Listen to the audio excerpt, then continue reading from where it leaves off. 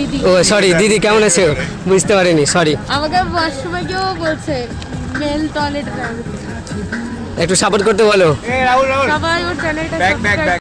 আসসালামু আলাইকুম এভরিওয়ান, সকলে কেমন আছো? আশা করছি ভালো আছো। তো আজকে আমি যাব কিছু আমার ডাক বাংলাতে দাদা এসেছে, রাইডার দাদা। তো ওদের সাথে দেখা করতে যাব, তার জন্য আমি আমার কেটিএম নিয়ে নিলাম।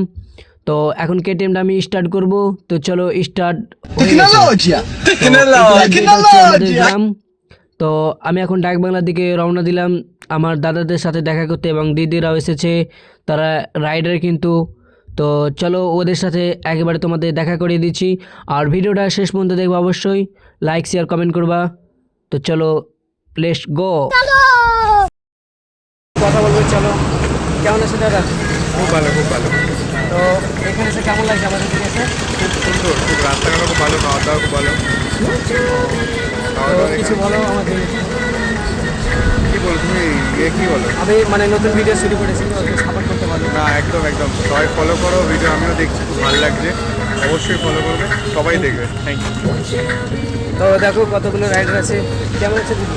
ভালো একটু সাপোর্ট করতে ভালো। একদম। কি কেমন আছো? রেস্টুরেন্ট একদম ভালো।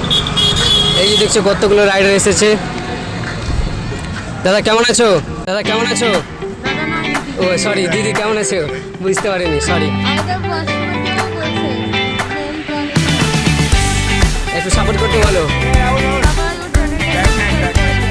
আমার ইনস্টা তো আমি ভিডিও ছাড়ি, ইউটিউব আছে ইনস্টাতে, এমনি ব্লগ ভিডিও বা এমনি ইমোশনাল ভিডিও